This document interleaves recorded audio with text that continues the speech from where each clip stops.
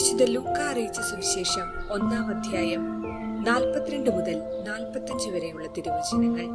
അവൾ ഉദ്ഘോഷിച്ചു, നീ സ്ത്രീകളിൽ അനുഗ്രഹീതയാണ്, നിന്റെ ഉദരഫലവും അനുഗ്രഹീതം. എന്റെ കർത്താവിന്റെ അമ്മ എന്റെ അടുത്തു വരുവാനുള്ള ഈ ഭാഗ്യം എനിക്കെവിടെ നിന്ന്? ഇതാ, നിന്റെ അഭിവാദന സ്വരം എന്റെ ചെവികളിൽ പതിച്ചപ്പോൾ ശിശു എന്റെ ഉദരത്തിൽ സന്തോഷത്താൽ കുതിച്ചു ചാടി. കർത്താവ് അരുൾ ചെയ്ത കാര്യങ്ങൾ നിറവേറുമെന്ന് വിശ്വസിച്ചവൾ ഭാഗ്യവതി. ഓർമ്മിക്കുക, കന്യകാമറിയത്തിന്റെ ദൈവമാതൃത്വ തിരുനാളോടുകൂടി ഇന്ന് നവവത്സരം ആരംഭിക്കുകയാണ്.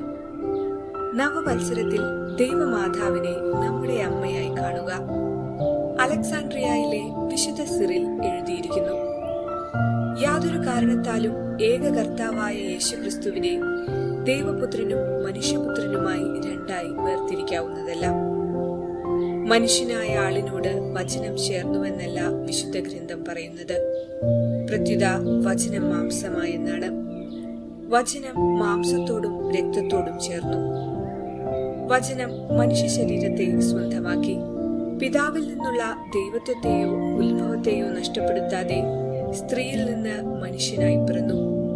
ദൈവമാതാവ് എത്ര അവർണ്ണനീയമായൊരു സ്ഥാനം! സ്വർഗത്തെയും ഭൂമിയെയും അതിശയിക്കുന്ന മഹത്വത്തിനും ഉത്ഭവ പാപം കൂടാതെയുള്ള ജനനത്തിനും നിദാനം. മറിയം ദൈവമാതാവാണെന്നുള്ള വിശ്വാസ സത്യം പ്രഖ്യാപിച്ച എഫേസോസ് സുനഹദോസിലെ പിതാക്കന്മാർക്ക് നഗരവാസികൾ വൻപിച്ച സ്വീകരണമാണ് നൽകിയത്. കന്യകാമറിയത്തിന് ദൈവമാതൃസ്ഥാനം നൽകി മഹത്വപ്പെടുത്തിയ ദൈവത്തിന് നമുക്ക് നന്ദി പറയാം. ക്രിസ്തുമസിന്റെ 8-ാം ദിനമായ ഇന്ന് യഹൂദ നിയമമനുസരിച്ച് ഈശോയുടെ പരിച്ഛേദന കർമ്മത്തിനുള്ള ദിവസമായി. മോശയുടെ നിയമമനുസരിച്ച് തിരഞ്ഞെടുക്കപ്പെട്ട ജനത്തെ വിജാതീയരിൽ നിന്നും വേർതിരിച്ച് ഏകദൈവവാദം ഉറപ്പിക്കാനാണ് അബ്രഹാമും സന്തതികളും പരിച്ഛേദനാചാരം ചെയ്യണമെന്ന് നിശ്ചയിച്ചത്. ഇന്ന് കന്യകാമറിയത്തിന്റെ ദൈവമാതൃത്വ തിരുനാളും ഈശോയുടെ പരിച്ഛേദന കർമ്മവും കൂടാതെ നവവത്സരത്തിന്റെ ആരംഭവും കൂടിയാണ്. നമുക്ക് ദൈവമാതാവിനോട് ഈ പുതുവത്സരത്തിൽ എന്നും തുണയും സങ്കേതവുമായിരിക്കണമേ എന്ന് പ്രാർത്ഥിക്കാം. പുതുവത്സരത്തെ എതിരേറ്റുകൊണ്ട് പുതിയ മനുഷ്യനായി ജീവിക്കുവാൻ വേണ്ട കൃപ എല്ലാവർക്കും ഉണ്ടാകട്ടെ എന്ന് ആശംസിക്കാം, പ്രാർത്ഥിക്കാം.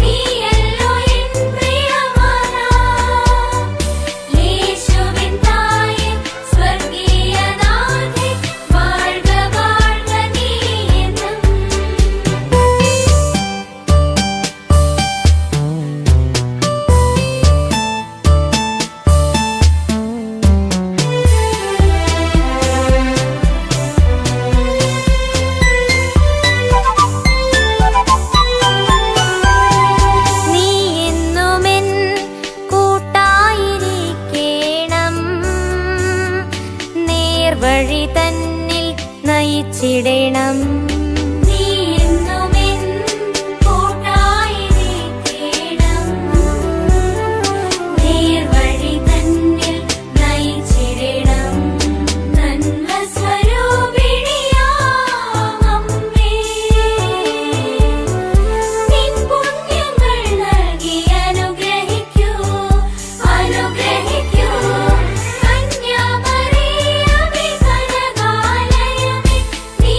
Hello.